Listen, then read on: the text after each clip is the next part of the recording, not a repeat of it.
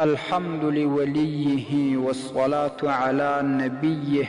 معززو یو ورور پوښتنه کړې ده چې زړه مې ډېر غمجن وي، داسې یوه دعا یا یو وظیفه راوښیاست چې د زړه دا غم مې ختم شي.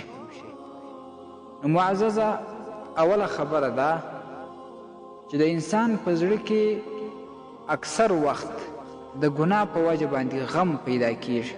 ځکه یو حدیث شریف کې راځي، رسول اکرم صلی الله علیه وسلم فرمایي چې کله یې څوک ګناه وکړي د دې ګناه څخه توبه ونه کاږي، نو په دا زړه باندې یې تور داغ پیدا شي، چې کله بله ګناه وکړي بل تور داغ پیدا شي، او دا شان که پر هغې توبه ونه کاږي بله ګناه وکړي یا هغه ګناه تکرار کړي، نو هغه داغ بیا زیات شي.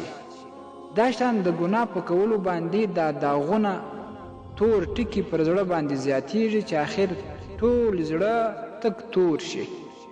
چې کله زړه تور سو بیا د رب العزال رحمت هغه زړه ته نه راځي، هغه زړه ته بیا خوشحالي نه راځي، هغه زړه به زیات غمجن وي.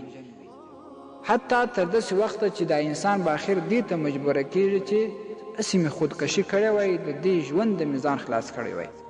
دا ټول وجه ګناهونه دي. هر مسلمان باید د ګناه څخه په کلکه باندې ځان وساتي. او وظیفه دا ده چې حضرت یحیی ابن کثیر رحمت الله تعالی علیه د یاسین شریف د سورة یاسین په فضایلو کې وایي که څوک دا سهار د لمانځه وروسته تلاوت کړي ټوله ورځ به رب العزال د ده په نصیب باندې خوشحالي کړي، دی به خوشحاله وي. او بیا چې کله ماخوستن تلاوت کړي نو ټوله شپه به په خوشحالي باندې وي.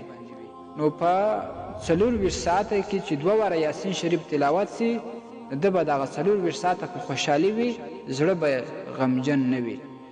او د دې ترڅنګ د سورت یاسین فضایل انتهایی ډېر زیات دي. نبی علیه الصلاة والسلام به د سهار لمونځ په اول رکعت کې به سورت یاسین تلاوت کوي. عبرانی کې دا حدیث راځي. او همداشان دارمی کې داسې روایت راغلی دی چې کله څوک سهار سورت یاسین تلاوت کړي نو تر ماښامه پورې به دا ورځ پر ده باندې په اسانۍ تېره سي، او کارونه به هم ورته اسانه وي، څه مشکلات به نه ورته جوړیږي. د دې فضایل انتهایی ډېر دي.